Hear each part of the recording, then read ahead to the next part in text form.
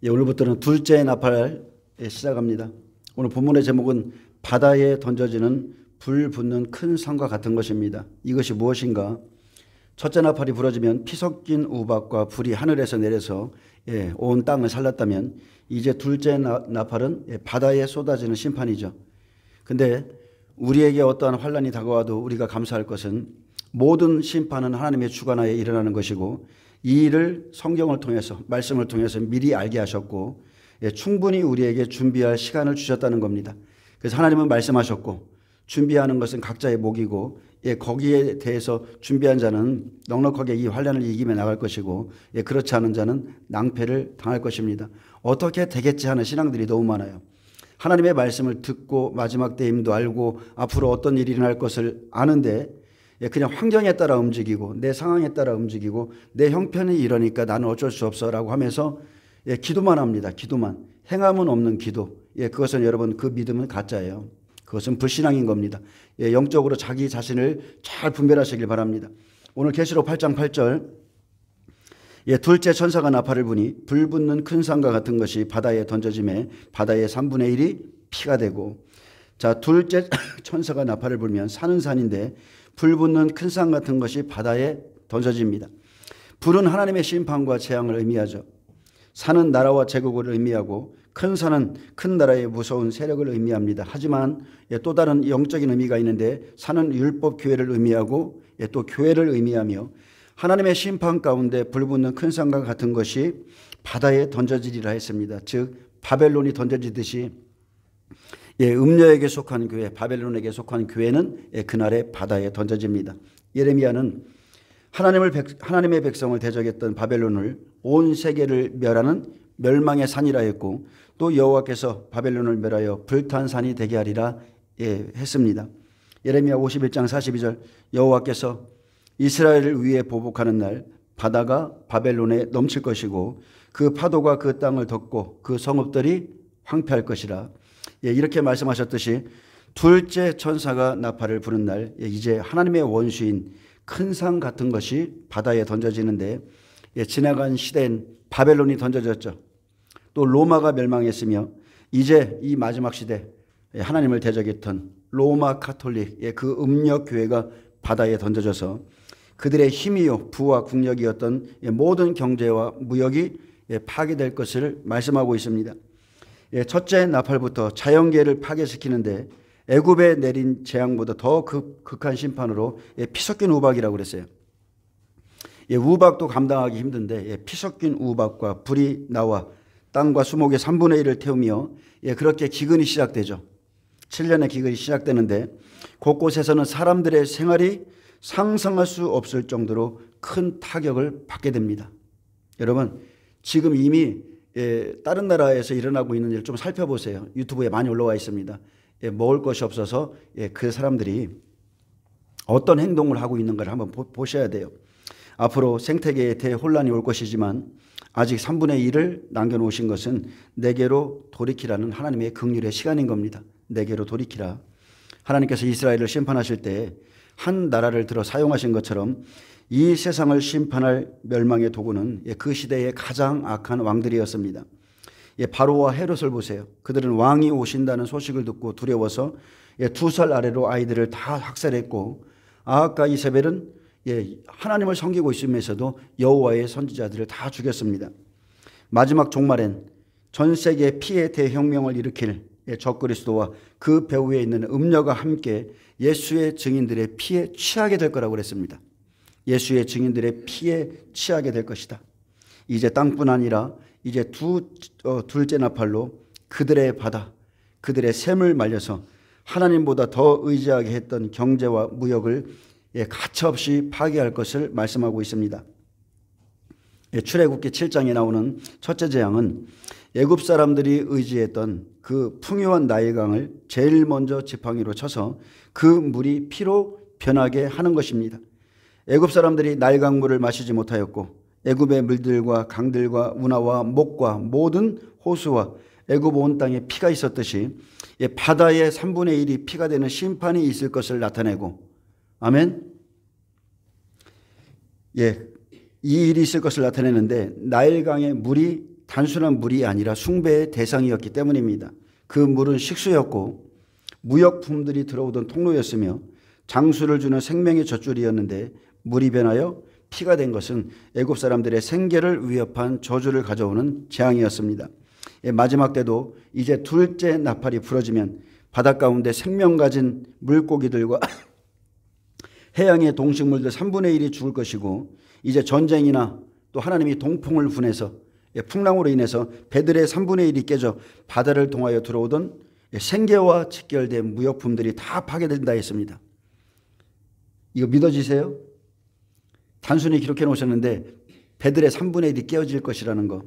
하나님께서 심판하심으로 심한 풍랑을 보내서 배들의 3분의 1이 깨어짐으로 온 세상에 해상 교통이 마비되어 땅과 바다에서 풍족하게 하던 것, 그것들을 다 하나씩 끊어내는 그날에 내가 진정으로 누구를 경배하였고 내가 그동안 예수님을 믿는다 말하지만 누구를 의지하였는가 그날에 알게 될 것입니다. 내가 의지하고 원하던 것이 무엇이었는지 알게 될 거예요. 지금 환란이 임하기 전에 우리는 지금 계속적으로 하나님의 말씀을 듣고 있습니다. 분명히 이 세대가 지나가기 전에 주님 오세요. 그것은 변할 수가 없는 진리예요. 인생이 강건하면 7, 80이든 아니면 율법의 한 세세가 100년이죠. 어쨌든 간에 주님이 오실 날은 얼마 안 남았습니다.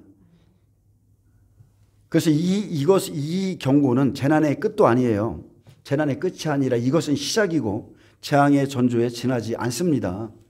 우리가 앞으로 이런 세상을 겪게 될 겁니다. 이러한 재앙을 통해서 믿지 않는 자들에게는 회개를 요구하시고 또 믿는 자들에게는 기도와 믿음과 순종으로 더욱 환난 속에서 주님만을 의지할 것을 지금 경고하고 있습니다. 스바냐 1장 2절에 보면 여호와께서 이르시되 내가 땅 위에서 모든 것을 진멸하리라. 내가 사람과 짐승을 진멸하고 공중의 새와 바다의 고기와 거치게 하는 것과 악인들을 아울러 진멸할 것이라. 내가 사람을 땅 위에서 멸절하리라. 나 여호와의 말이니라. 주 여호와 앞에서 잠잠할지어다. 이는 여호와의 날이 가까웠으므로 여호와께서 희생을 준비하고 그가 청할 자들을 구별하셨습니다. 그때 내가 예루살렘에서 찌꺼기같이 가라앉아서 마음속에 스스로 이르기를 여호와께서는 복도 내리지 아니하시며, 잘 들으세요. 입의 죄입니다. 여호와께서는 복도 내리지 아니하시며 화도 내리지 아니하시리라 하는 자를 등불로 두루 찾아 벌하리라. 여호와께서 등불로 두루 찾아서 벌하리라. 이것은 피할 수 없다는 겁니다. 잠언서 20장 27절은 사람의 영혼은 여호와의 등불이라 사람의 깊은 속을 살피느니라. 새롭게 새 번역에 보면 주님은 사람의 영혼을 환히 비추시고 사람의 마음속 깊은 곳까지 살펴보십니다. 이렇게 기록되어 있습니다. 아멘. 말씀을 듣고도 그 사람의 실제적인 중심이 어떠해서 어떻게 움직이는가 지금 저와 여러분을 살피고 계세요. 예레미야 51장 25절에 보면 여호와의 말씀이니라. 온 세계를 멸하는 멸망의 사나 보라 나는 내 원수라. 나의 손을 내 위에 펴서 너를 바위에서 굴리고 너로 불탄 산이 되게 할 것이며. 자, 이 성경에 보면 이 바위는 반석을 의미하죠. 근데 우리 여호와의 반석이 있고 그들의 반석이 있어요. 거기서 굴려버리겠다는 겁니다. 거짓된 반석 다 불탄 산이 되게 하겠다는 거예요. 사람이 내게서 진 모퉁이 돌이나 기초돌을 취하지 아니할 것이요 너는 영원히 황무지가 될 것이니라. 여호와의 말씀이니라.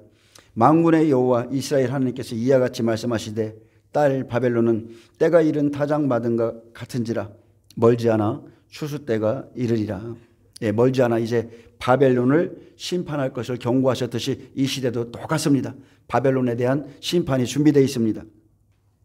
바벨론의 느부갓네살 왕이 나를 먹으며 나를 멸하며 나를 빈그릇이 되게 하며 큰 뱀같이 나를 삼키며 나의 좋은 음식으로 그 배를 채우고 나를 쫓아내었으니 내가 받은 폭행과 내 육체에 대한 학대가 바벨론에 돌아가기를 원한다고 시온 주민이 말할 것이요 내 피 흘린 죄가 갈대아 주민에게로 돌아가기를 원한다고 예루살렘이 말하리라. 그러므로 여호와께서 이와 같이 말씀하시되 보라 내가 내 송사를 듣고 너를 위하여 보복하여 그의 바다를 말리며 그의 샘을 말리리니. 이렇게 기도하라는 겁니다. 하나님보다 유브라데 강의 풍요와 자연 환경의 이로움을 의지했던 것들을 다 무너뜨려 그들의 기대를 꺾으시는 날이 옵니다. 바벨론이 돌 무더기가 되어서 승냥이의 거처와 혐오의 대상과 탄식거리가 되고 주민이 없으리라. 그들이 다 젊은 사자같이 소리 지르며 새끼 사자같이 으르렁거리며 열정이 일어날 때에 내가 연애를 베풀고 그들이 취하여 기뻐하다가 영원히 잠들어 깨지 못하게 하리라. 여호와의 말씀이니라. 내가 그들을 끌어내려서 어린 양과 순념소가 도살장으로 가는 것 같게 하리라. 자, 지금 7머리 10뿔 위에 앉아있고 또 7산 위에 앉아있는 큰 산 음녀의 최후에 대해서 지금 말씀하고 있는 겁니다. 내가 그들을 끌어내려서 어린 양과 순념소가 도살장으로 가는 것 같게 하리라. 온 세계를 멸하는 멸망의 산아, 나는 내 원수라. 하나님은 바벨론과 원수세요. 음녀와 원수입니다. 음녀의 산, 이 교회는 하나님의 원수며 온 세계를 멸망시키는 산인데 7교회 중에는 어떤 교회죠? 두아디라 교회죠. 그리고 정확히 말하면 로마 가톨릭입니다. 예수님의 이름을 가지되 예수 믿는 자들을 잡아 죽이는 멸망의 산인 겁니다. 계시록 17장 6절에 또 내가 보매 이 여자가 성도들의 피와 예수의 증인들의 피에 취한지라. 내가 그 여자를 보고 놀랍게 여기고 크게 놀랍게 여기니. 자, 이 여자는 7머리 10뿔 가진 짐승을 탄 여자라 했습니다. 너를 바위에서 굴리고 너로 불탄산이 되게 할 것이다. 그래서 멸망의 산을 심판하실 때 그들의 반석에서 떨어지고 또 믿음에서 파산하게 한 모든 자들이 여호와로부터 심판받습니다. 여러분 보세요. 우리는 진리를 갖고 있죠. 가톨릭 교리대로 예수님을 그렇게 믿으면 천국 가겠습니까? 반드시 지옥 갑니다. 반드시 지옥 가요. 로마 가톨릭의 중심인 바티칸은 라틴어로 미래를 점치는 사람입니다. 점치는 언덕이죠. 바티칸은. 그래서 범신론을 가지고 있기 때문에 모든 곳에서 미사를 드리고 마리아 숭배, 제사, 또 마리아에게 빌고, 저도 그것을 일하러 갔다가 몇 번 봤는데 여러분 그게 다 우상 숭배인 거예요. 우상 숭배입니다. 구원의 확신이 없는 구두자들이죠. 구원의 확신이 없기 때문에 오직 예수 그리스도, 예수님만이 구원자임을 믿지 않기 때문에 그 외에 다른 대상에게 절하고 경배하는 겁니다. 그것이 다 우상 숭배입니다. 우상을 숭배하는 거예요. 성경의 진리보다 높이 앉아있는 사람이 교황입니다. 하나님보다 지금 높은 자리에 앉아있어요. 그는 루시퍼의 자리에 앉아있는 겁니다. 신자들은 그를 뭐라고 불러요? 거룩한 아버지라 부릅니다. 하나님께서 가증히 여긴 동성애 지지하죠. 하나님께서 가증히 여기고 그것 때문에 소돔성이 멸망받았는데 동성애 지지합니다. 모든 종교의 하나님은 한 하나님이라고 그래요. 한 분이시란 말하고 바티칸에서 그들이 숭배하는 것, 그 미사를 한번 보세요. 막이죠. 막입니다. 바티칸의 모양이 어떻게 지어졌어요? 독사의 머리입니다. 독사의 머리. 그 안에는 십자가가 있는 것이 아니라 각종 더러운 영들이 있습니다. 뱀이 입을 벌리고 있죠. 보셨어요? 바티칸의 모양 그 안에 실제적으로 양쪽에 이빨처럼 뱀 이빨처럼 그 안에서 이 자리에 서 있는 겁니다. 그들이. 교황이 어떻게 했습니까? 모든 이슬람권부터 시작해갖고 모든 종교 지도자들을 찾아가서 종교 통합을 이뤄냈죠. 그는 음녀입니다. 사람들을 지옥으로 끌고 가는 거예요. 그런데 사람들은 거룩한 아버지라 그를 부르고 있습니다. 그들이 밀어주고 내세우는 정치 지도자인 적그리스도가 곧 등장할 것이지만 그는 말하는 우상과 같습니다. 그리고 자기를 하나님이라 말하는 때가 옵니다. 그들은 가장 중요한 것은 이거죠. 성경의 말씀을 제쳐놓고 자기들만의 교회, 자기들만의 교리로 모든 것을 대체해서 수많은 영혼을 잡아먹고 있어요. 그래서 계시록 18장에 보면 만국이 음녀로 말미암아 다 미혹된다고 그랬죠. 다 미혹됩니다. 그의 상인들은 땅의 왕족들입니다. 그들의 상품은 먹고 입는 것들을 주관하고 음녀의 복술, 이것은 약병이죠. 음녀의 복술은 만국을 미혹하고 그의 상품엔 사람의 영혼들로 가득하다고 그랬어요. 그래서 우리는 성경을 통해서 이 시대 앞으로 이제 짐승 정부의 시스템을 이길 지혜를 가지시고 앞으로 이런 시대가 오는구나. 앞으로 곧 이루어지겠구나. 여러분 비둘기처럼 순결하되 뱀처럼 지혜로우시길 축복합니다. 미래를 준비하셔야 돼요. 가만히 있어서 되는 게 아니에요. 성경의 예언대로 그대로 이루어집니다. 어떻게 되겠지? 누가 나를 위해서 무엇을 하겠지? 절대 그게 아니에요. 그것은 완전한 불신앙입니다. 요셉이 뭐라고 그랬어요? 요셉이 어떻게 식량을 저장해야 되고 어떻게 준비해야 되는지 모든 바로의 백성들에게 다 알려줬어요. 근데 순종한 자가 있고 순종하지 않은 자만 있을 뿐입니다. 그 부분에 대해서는 야셀의 책에 잘 나와 있습니다. 계시록 18장 4절에 보면 또 내가 들으니 하늘로부터 다른 음성이 나서 이르되 내 백성아 내 백성아. 자, 두아디라 교회, 음력 교회, 카톨릭 안에도 구원받을 영혼이 있습니다. 내 백성아 거기서 나와 그들의 죄에 참여하지 말고 그가 받을 재앙들을 받지 마라. 그의 죄는 하늘에 사무쳤으며 하나님은 그의 불의한 일을 기억하신지라. 그가 준 그대로 주고 그의 행위대로 갑절을 갚아주고 그가 섞은 잔에도 갑절이나 섞어 그에게 주라. 그가 얼마나 자기를 영화롭게 하였으며 사치하였든지 그만큼 고통과 애통으로 갚아주시되 갑절에 재앙을 더하시리라 약속했습니다. 계시록 8장 9절에 보면 바닷 가운데 생명 가진 피조물들의 3분의 1이 죽고 배들의 3분의 1이 깨지더라. 어떤 나팔이요? 두 번째 나팔. 두 번째 나팔이 울려 퍼지면 큰 산 같은 것이 바다에 던져지고 바다의 3분의 1이 피가 되고 바닷 가운데 생명 가진 피조물들의 3분의 1이 죽고 배들의 3분의 1도 다 깨진다 했습니다. 그래서 천사가 나팔을 불기 시작하자 일어나는 이 모든 재앙은 여러분 비유가 아니에요. 이것은 실제 상황입니다. 실제예요.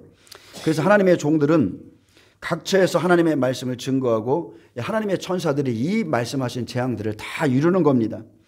그래서 환란이 시작되면 첫째 땅의 재앙으로 땅의 3분의 1이 타버림으로 각 나라마다 기근으로 양식이 부족합니다.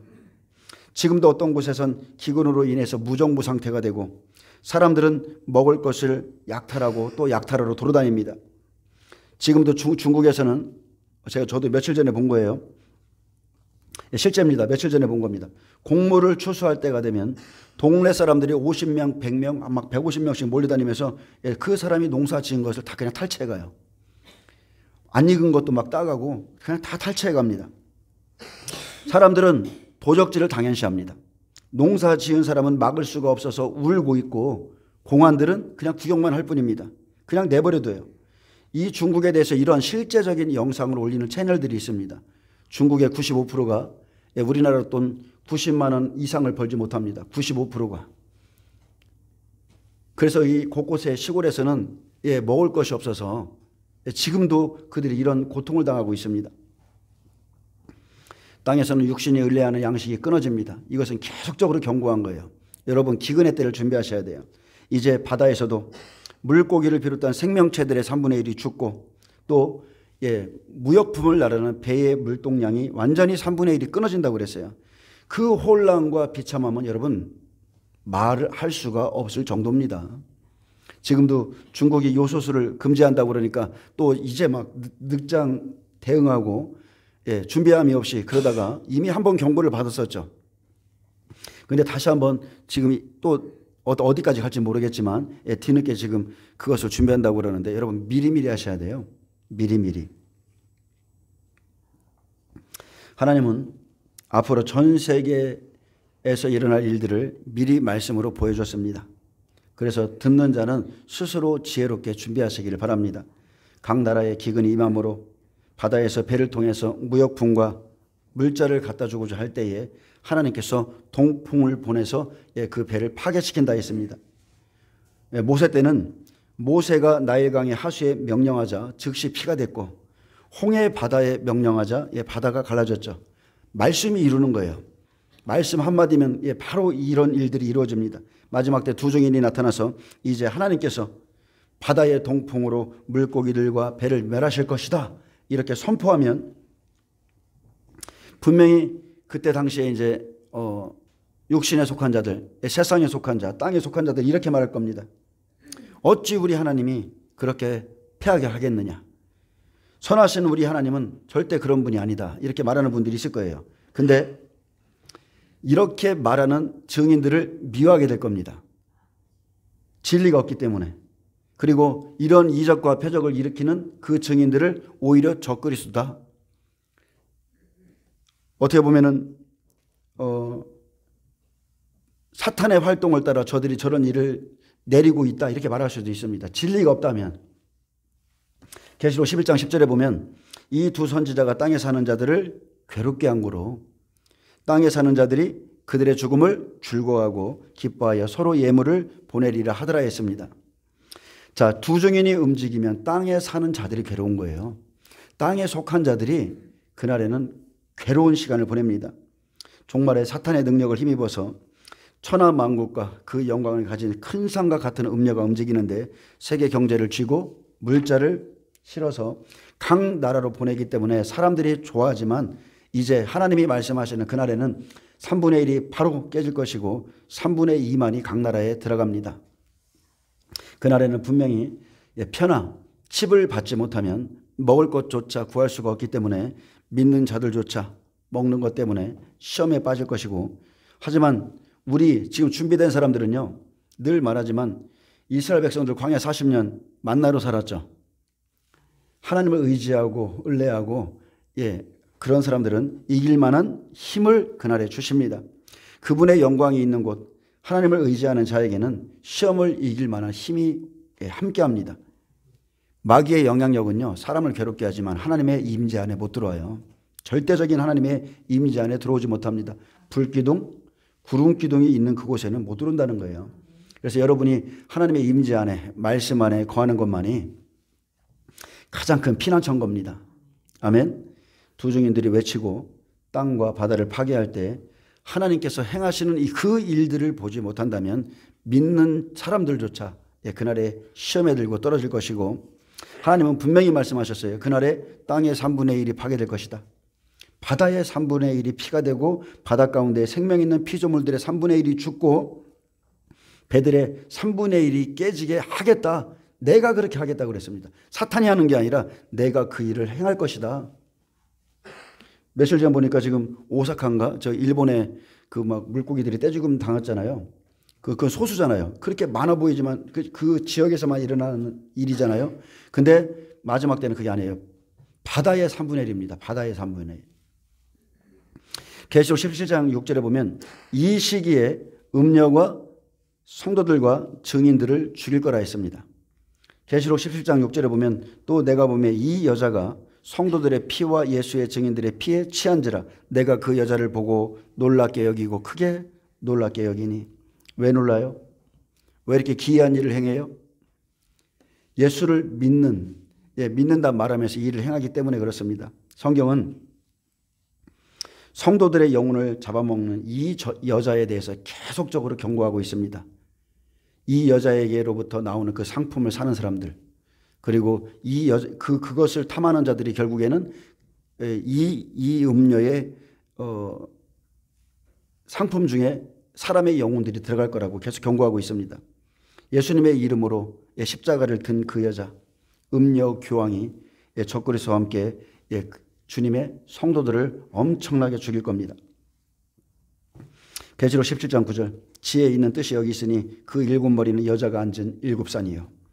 자, 바벨론은 적그리스도와 함께 전 세계를 멸망시키는 산으로 음녀입니다. 마지막 시대는 음녀예요. 음녀는 사랑을 외칩니다. 평화의 사신으로 나옵니다. 그렇게 가장하고 있지만 결국 그가 하는 일은 그리스도의 증인들, 그리스도의 성도들을 잡아다가 핍박하고 고문하고 결국은 다 순교시킬 겁니다. 아합과 이세벨이 하나가 되듯이 마지막 때 바벨론과 적그리스도가 무역으로 하나가 되어서 두 증인이 나타나 외칠 때에 하나님의 천사들이 이제 그들이 의존하는 것들을 다 파괴시키니 바다의 3분의 1이 피가 되고 바다의 피조물들 3분의 1이 죽고 배들의 3분의 1이 깨지고 바다의 무역이 완전히 파괴될 것을 지금 계속 말하고 있는 거예요. 이게 믿어진다면 여러분 어떻게 하겠습니까? 땅의 3분의 1이 불타고 바다의 3분의 1이 이렇게 될 거라고 하나님이 계속 말씀하시는데, 만약 이 일이 실제 일어난다고, 이 시대에 일어난다고 하면 여러분은 지혜롭게 준비해야 돼요. 지혜롭게. 어느 날 모든 사람들이 갑자기 막 무슨 난리가 나서 이제 준비해야지. 여러분 그때는 늦은 겁니다. 그렇게 말씀이 없는 사람들, 하나님의 언약을 모르는 사람들이 보기에는 이러한 증인들이 거짓 선지자같이 보일 수 있고 저들이 하는 모든 일들이 사탄의 활동처럼 보일 수 있습니다. 그래서 땅에 속한 자들이 하나님의 두 증인을 죽이는 겁니다. 에스겔 27장 1절에서 25절에 보면 에스겔은 예언 시대입니다. 두로 왕을 통해서 마지막 환난 안에 있을 일을 지금 보여주고 예언하고 있습니다. 두로에 대한 애가 슬픈 노래인데 예언 때는 두로 왕으로 말했지만 마지막 성취 때는 음녀예요. 그래서 최고로 아름다운 무역선의 모습을 보여주셨고 하나님께서 이 무역선과 이것을 의지하는 자와 여기에 속한 자들을 어떻게 멸하시는지를 잘 기록해 놨습니다. 제가 좀 읽어드릴게요. 에스겔 27장입니다.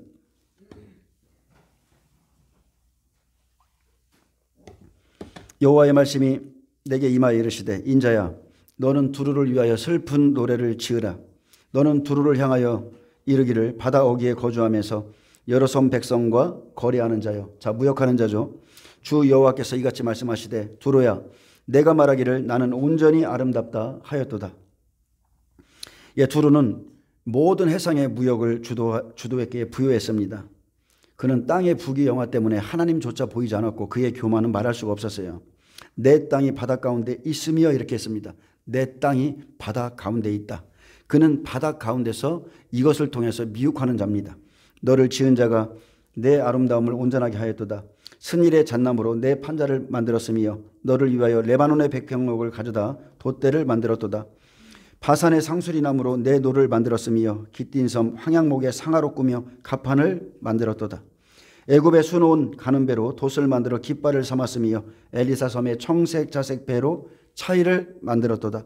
시돈과 아르밧 주민들이 내 사공이 되었으며 두루야 내 가운데에 있는 지혜자들이 내 선장이 되었도다. 그발의 노인들과 지혜자들이 내 가운데서 배의 틈을 막는 자가 되었으며 바다의 모든 배와 그 사공들은 내 가운데에서 무역하였도다. 열방의 무역이 그의 손에 달려 있습니다. 10절부터 보면 이제 그의 권력, 그의 힘, 그들의 군대가 나오죠. 바사와 룩과 붓이 내 군대 가운데서 병정이 되었으며 내 가운데에서 방패와 투구를 달아 내 영광을 나타냈도다.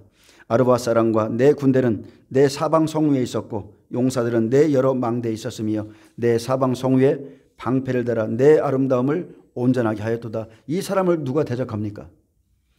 모든 게 부족함이었고 힘, 능력, 모든 것을 가진 사람이에요. 대적할 자가 없어요. 근데 이 사람을 친히 하나님이 대적한다는 겁니다. 이제 12절부터 음녀의 상인들이 나와요.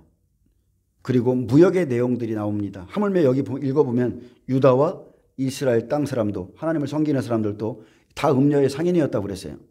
그래서 각 나라의 특색이 있는 모든 무역품들이 거래되는 것을 볼 수 있습니다. 다시스는 각종 보화가 풍부함으로 너와 거래하였으며 은과 철과 주석과 납을 내 물품과 바꾸어 갔도다.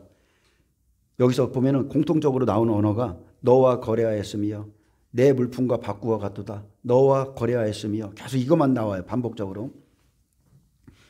야왕과 두알과 메색은 내 상인이 되었으며 사람과 녹그릇을 가지고 내 상품을 바꾸어 갔도다. 도갈마 족속은 말과 군마와 노새를 내 물품과 바꾸어 갔으며 드잔 사람은 내 상인이 되었으며 여러 섬이 너와 거래하여 상아와 박달나무를 내 물품과 바꾸어 갔도다. 너의 제품이 풍부함으로 아람은 너와 거래하였으며 남보석과 자색배와 수놓은 것과 가는 배와 산호와 홍보석을 내 물품과 바꾸어 갔도다. 유다와 이스라엘 땅 사람이 내 상인이 되었으며 민릿, 밀과 과자와 꿀과 기름과 유향을 내 물품과 바꾸어 갔도다. 그리스도인들도 마찬가지라는 겁니다. 하나님을 믿는 백성들도 이 여인이 이 두로가 주는 이 음녀가 주는 상품과 모든 것을 교환하길 원합니다. 너의 제품이 많고 각종 보화가 풍부함으로 다메섹이 너와 거래하였으며 헬본 포도주와 흰 양털을 너와 거래하였도다. 워단과 야한은 길쌈하는 실로 내 물품을 거래하였으며 가공한 새와 계피와 대나무 제품이 내 상품 중에 있었도다. 드다는 내 상인이 되었으며 말을 탈 때 까는 천을 너와 거래하였도다. 아라비아와 게달의 모든 고관은 내 손아래 상인이 되어 어린 양과 순양과 염소들 그것으로 너와 거래하였도다. 스바와 라마의 상인들도 너의 상인들이 됨이요 각종 극상품 향재료와 각종 보석과 황금으로 내 물품을 바꾸어 갔도다. 하란과 간네와 에덴과 스바와 아수르와 길맛의 장사꾼들도 너의 상인들이라. 이들이 아름다운 물품 곧 청색 옷과 수놓은 물품과 빛난 옷을 백향목 상자에 담고 노끈으로 묶어가지고 너와 거래하여 내 물품을 바꾸어 가도다. 다시스의 배는 때를 지어서 내 화물을 나르니 내가 바다 중심에서 풍부하여 영화가 매우 크도다. 마지막 때 이 일이 일어납니다. 지금 세상의 바다에 항구마다 산처럼 쌓여있는 컨테이너를 볼 수 있습니다. 먹고 입고 마시고 치장하는 모든 상품들이 이 아름다운 상품들이 다 바다를 통해서 들어옵니다. 때를 지어 나르는 이 배들이 바다 중심에서 깨지는 날이 온다고 지금 경고하는 거예요. 그래서 여러분은 지금 먹고 입고 마시고 치장하는 것이 아니라 이 때를 여러분 스스로가 잘 지혜롭게 생각해서 각자 준비하셔야 됩니다. 땅은 불탑니다. 바다의 배 3분의 1 깨집니다. 모든 물품을 바꾸어 가고 거래하던 그 영화로운 배, 풍부하던 그 모든 것이 한날에 깨질 것이라고 하나님이 계속 경고해 주고 계세요. 에스겔 27장 26절에 보면 둘째 나팔의 예언처럼 모든 물자가 파괴되어서 이제 이들이 슬피 울게 됩니다. 이 부분에 대해서는 마지막 때 계시록 18장에 대해서 잘 기록되어 있죠. 에스겔이 깨달은 심판의 때는 이제 둘째 나팔에 일어날 일인 겁니다.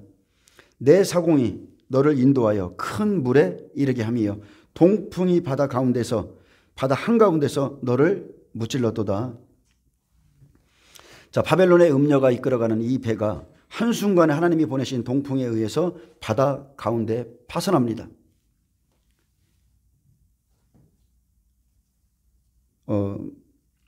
극심한 기근 속에서 그 기근을 겪고 있음에도 불구하고 바다의 3분의 1도 파괴되는 겁니다. 이 동풍을 누가 보내요? 요나서에도 보면 하나님이 보내시죠. 하나님이 보내는 거예요. 그래서 무역을 파괴하는 것은 적그리스도가 아닙니다. 하나님께서 두 증인을 통해서 말씀을 선포하게 하면 그날부터 이 일이 일어납니다. 그래서 하나님보다 그들이 의지하는 그 이 육신의 것들을 끊어보면 생명으로 가고자 하는 자들과 그렇지 않은 자들이 완전히 구별됩니다. 그래서 하나님께서 두 증인을 보내 땅에 사는 자들이 의지하는 것을 끊어서 심판하실 때 땅에 거하는 모든 자들이 하나님의 증인들, 특히나 두 증인을 아주 싫어해서 이제 1260일이 마칠 때에 죽는데 다 내어주는 겁니다. 증인들을. 모세 때 여러분 잘 보세요. 모세 때 출애굽, 모세 때는 우리에게 많은 영감을 줍니다. 모세가 이스라엘 백성들을 출애굽시킨 것은 80세였어요. 아론의 나이는 83세였습니다. 근데 이거보다 더 중요한 것은 모세 때 확실히 출애굽이 된 사건은 애굽의 장자의 죽음으로 시작됐다는 겁니다. 애굽의 장자의 죽음으로 이스라엘 백성들이 자유를 얻었어요.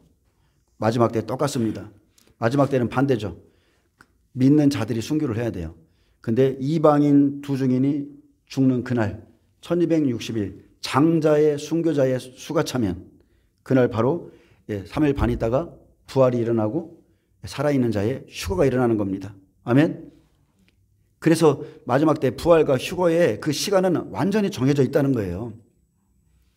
하나님이 남겨둔 가장 큰 장자 이방인 두 증인 죽어야 돼요. 그러면 순교자의 수가 차요. 그러면 3일 반 후에 첫째 부활이 일어납니다. 모든 자들이 다 살아나는 게 아니라 첫째 부활, 하나님의 보좌로 가는 영광스러운 사람들이 다 일어나고 살아있는 남은 우리 이스라엘 14만 4천이 바로 휴거되죠.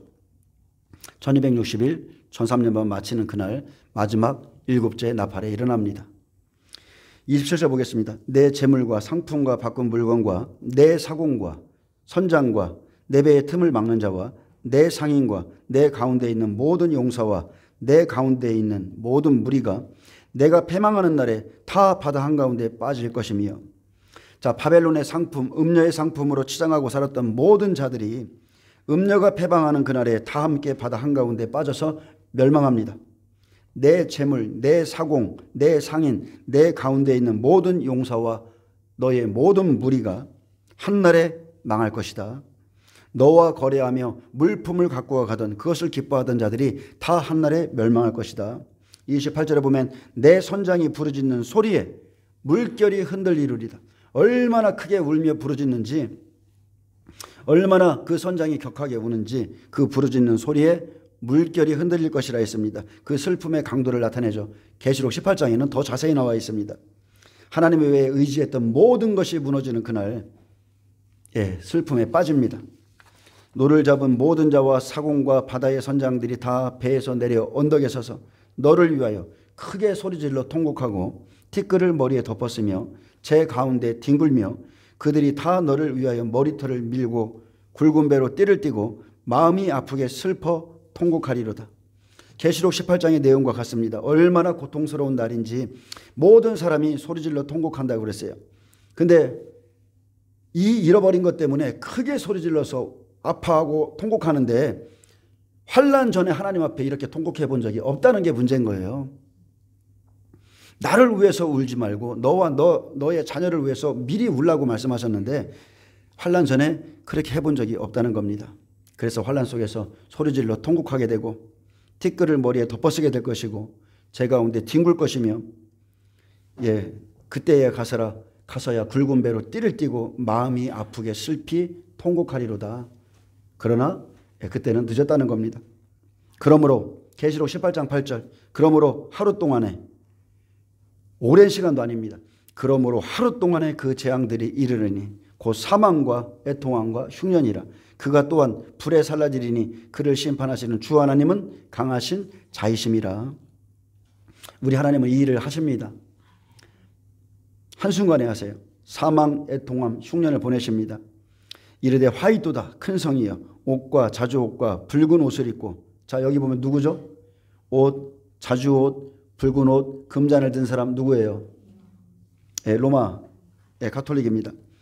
금과 보석과 진조로 꾸민 것인데 그러한 부가 한 시간에 망하였도다.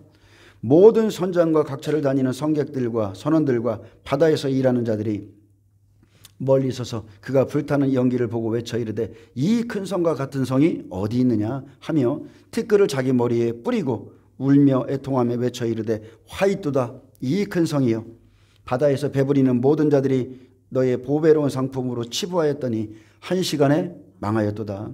나팔이 부러지면 한 시간에 망합니다. 영원할 것 같고 날씨가 이렇게 멀쩡한데 무슨 7년의 기근이 오며 하늘에서 피 섞인 우박과 어떻게 불이 내리며 바다의 3분의 1이 어떻게 깨질까? 대부분의 사람들이 그렇게 생각하죠. 믿으세요. 말씀을 믿으세요.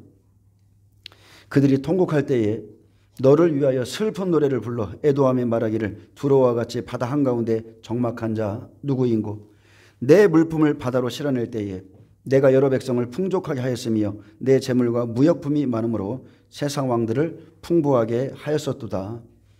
환난 전의 모습이죠. 하였었도다. 내 물품을 바다로 실어낼 때에 내가 여러 백성을 풍족하게 하고 세상 왕들을 풍부하게 했다. 그러나 그를 심판하시는 너를 심판하시는 주 하나님은 강하신 분이시다. 하루 동안에 이 말씀하신 재앙들이 이르게 하시는 분이 우리 하나님이시다. 애통에 애통을 더하는 날입니다. 내가 바다 깊은 데서 파산할 때에 내 무역품과 내 승객이 다 빠졌으며 심판받을 때 무역이 파괴되는 둘째 나팔의 모습인데 이것을 탐하는 자들이 함께 다 바다에 빠집니다. 내 무역품, 내 승객 바다 깊은 데에서 함께 파산할 것이다. 그동안 무역을 통해서 열방을 풍족하게 했지만 이제 둘째 나팔에 다 파산합니다. 선매의 주민들이 너로 말미암아 놀라고 왕들이 심히 두려워하여 얼굴에 근심이 가득하도다. 많은 민족의 상인들이 다 너를 비웃으며 내가 공포의 대상이 되고 내가 영원히 다시 잊지 못하리라 하셨느니라.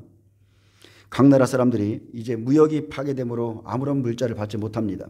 그리고 두려워하고 놀라게 될 것이고 무너질 것 같지 않았던 그곳 그 바벨론이 한순간에 하나님께 심판을 받고 그들의 모든 부, 모든 힘, 모든 물자가 파괴되니 슬피 울며 통곡하고 또 비웃으며 그 일로 공포의 대상이 되고 이제 독사가 어미를 죽이듯이 그들이 음녀를 죽입니다. 계시록 17장 18절에 보면 두로 왕으로 예언한 것이 음료로 성취되죠. 우리 시대에 반드시 이 일이 일어납니다. 또 내가 본 그 여자는 땅의 왕들, 각 나라의 대통령들 다스리는 큰 성이라 하더라. 요한이 본 여자는 땅의 왕들을 다스리는 큰 성 바벨론 성이죠. 그는 마음에 이르기를 뭐라고 생각해요? 얼마나 교만한지 마음에 나는 여왕으로 앉은 자요 과부가 아니라 결단코 애통함을 당하지 아니하리라. 아주 교만하게 그렇게 생각하고 있었지만 귀신의 처소인 그 큰 성 바벨론 바티칸 그 카톨릭의 죄는 하늘에 사무쳤다 했습니다. 그의 불의한 일을 하나님은 다 기억하시고 그러므로 그의 행위대로 갑절에 재앙으로 갚아주겠다 했습니다. 그 큰 성은 하나님의 재앙으로 무너뜨리지 않으면 무너뜨릴 수가 없기 때문에 하나님께서 친히 심판하셔서 마귀와 그의 모든 무역을 파괴하고 무너뜨립니다. 여러분, 생명의 길이 넓은가요? 생명의 길은 정말로 좁고 좁은 길입니다. 마지막 시대 용이 짐승에게 권세를 준다고 그랬어요. 짐승이 권세를 받습니다. 세상의 모든 경제 지금도 무너뜨리고 있는데 더 무너집니다. 모든 경제가 망가져요. 그리고 풍부한 무역을 통해서 잠시 세상을 미혹하겠지만 경제를 주관하고 먹는 것으로 많은 사람들을 공급함으로 인해서 짐승의 표죠. 공급하게 함으로 하나님을 믿지 못하게 찾지 못하게 만들 겁니다. 그리스도인들마저 깨어있지 못한 자들은 음녀에게 빠지고 짐승의 문화에 빠져서 하나님을 의지하지 못한 채 자꾸 그들에게 세상에게 나가게 돼 있습니다. 그렇게 나가게 돼 있어요. 여러분, 우리가 이 시대에 생각할 것은 나는 짐승의 우상에게 경배할 것인가 말할 것인가 여러분 고민하셔야 돼요. 나는 짐승의 표를 받을 것인가 말 것인가 한번 고민해 보셔야 돼요. 깊이 고민해 보셔야 돼요. 나는 죽기까지 하나님을 선택할 것인가 한번 스스로 생각해 보셔야 되고 이 마지막 시대에 어떻게 만국을 미혹하며 어떻게 짐승의 표를 무엇으로 줄 것인가 그래서 그들이 어떻게 우리를 매매를 못하게 할 것인가 지금 보이잖아요. 이것은 뭐 특별한 것도 아니에요. 지금 이미 중국에서는 시행하고 있어요. 그러면 여러분은 스스로 준비하셔야 돼요. 이러한 경고를 무시하고 준비하지 않는 자 절대 그날 짐승의 표를 피할 수 없습니다. 이들이 주는 무역품들 안 받을 수 없어요. 어떻게 되겠지? 절대 될 수 없습니다. 왜 될 수 없어요? 그들이 믿음을 따라 행하지 않았기 때문에 그렇습니다. 그들은 자기의 환경, 자기의 상황, 내 형편이 이래서 나는 그냥 이렇게 어쩔 수 없어요. 그것은 불신앙이고 그것은 믿음을 따라 산 삶이 아니에요. 기도 열심히 합니다. 근데 그 기도의 내용은 이 마지막 시대에 주신 말씀을 쫓아서 내가 그렇게 가고자 하는 것이 아니라 그 기도의 내용은 하나님이 어떻게 해주시겠지? 내가 기도하고 있으니까 어떻게 되겠지? 자기가 믿음의 행위는 안 씁니다. 이것이 문제인 거예요. 이게 불신앙인 거예요. 말씀을 따르지 않는 것이 불신앙입니다. 말씀을. 내 형편이 이래. 나는 지금 이런 상황에 처해 있어. 그래서 하나님의 말씀은 알아요. 얼마나 많은 마지막 때 말씀을 들었는지 모릅니다. 앞으로 기근이 올 거라는 것도 압니다. 팬데믹이 올 거라는 것도 알아요. 근데 말씀을 쫓아가지 않기 때문에 거기서 멈추는 겁니다. 근데 분명히 말씀하셨어요. 주님이. 환난의 날, 마지막 환난은 세 가지의 시험이 있습니다. 노아가 받은 시험, 다니엘이 받은 그 우상에게 경배하는 것, 욥이 견뎠던 그 인내의 시험. 그래서 마지막 시대에는 이 세 가지가 동시에 다 오기 때문에 노아, 다니엘, 욥이 거기 있을지라도 그들은 자기 공의로 자기만 건지리라. 자기의 자녀도 건지지 못하리라. 그래서 여러분이 준비하셔야 돼요. 저는 제가 말씀을 전하는 자의 입장에서 가장 기분이 안 좋고 마음이 상하는 게 뭐냐면 제가 지금까지 3년 동안 환난의 시작점과 환난이 정확하게 부활의 시점, 증인들이 순교해야 되는 시점, 휴거의 시점, 예비쳐가는 시점, 마지막 남은 자손들이 하나님 나라의 짐승의 표와 우상에게 경배하는 것을 거부하고 순교함으로 하늘에 올라가는 주님께 나아가는 그 시점에 대해서 저는 그거를 계속 증거해 줬는데 제 말씀을 들으면서도 말도 안 되는 말 같지도 않은 그 말씀을 전하는 일반 평신도인지 모르겠지만 그런 사람들의 그런 메시지를 저한테 보내면 제가 마음이요 무너져요. 그냥 진리는 따르지 않아요. 진리는 쉽게 말하면 진리는 안 들어요. 명확하게 성경을 연구해서 명확한 시점을 내 목숨 걸고 전하는데 진리는 안 듣고 그냥 세상 돌아가는 거, 세상에서 앞으로 이럴 것이다. 예, 그런 막 순서를 뒤죽박죽으로 해놓고 이런 것들을 그걸 오히려 저한테 보내면 뭐가 됩니까? 말씀은요, 말씀을 가감하거나 말씀을 잘못 전하면 화가 있다고 그랬어요. 그 종 심판받습니다. 성도도 마찬가지예요. 심판받습니다. 그래서 자기가 전하는 그 말씀이 진짜인지 가짜인지 자기 목숨 거셔야 돼요. 근데 예, 말씀을 증거해도 듣긴 듣는데 안 믿습니다. 안 믿어요. 나는 이렇게 바래. 나는 이렇게 믿고 싶어. 나는 이거 견딜 자신 없어. 근데 하나님의 뜻을 쫓는 것이 아니라 나의 상황, 나의 감정, 내가 원하는 것. 그러니까 행함이 없는 거예요. 실제 주님이 이 일을 하실 거라는 것을 안 믿기 때문에 나에게 행함이 안 따라오는 겁니다. 오늘은 여기까지만 하고요. 그게 굉장히 아픈 거예요. 사람들이 신앙을 갖고 있는데 보여주는 신앙을 원해요. 여러분, 얼마나 그리스도인들이 많은 SNS를 합니까? 나 어디 큰 사역했어. 어디 가서 이런 사역했어. 나 어디 놀러 갔어. 우리 집이 이렇게 잘 살아. 다 사진을 올려놓으면서 자기를 드러내기 위해서. 진짜 하나님 말씀 믿고 준비하는 사람들은 잠잠합니다. 행함으로 하는 거예요. 행함으로. 여러분, 행함으로 자기 영혼을 구원하시기를 축복합니다. 오늘 음료의 영향력과 또 영적인 실체를 좀 계시록 18장을 통해서 말씀하려고 했는데 이것은 다음 시간에 금요일을 하겠습니다. 예, 기도하겠습니다.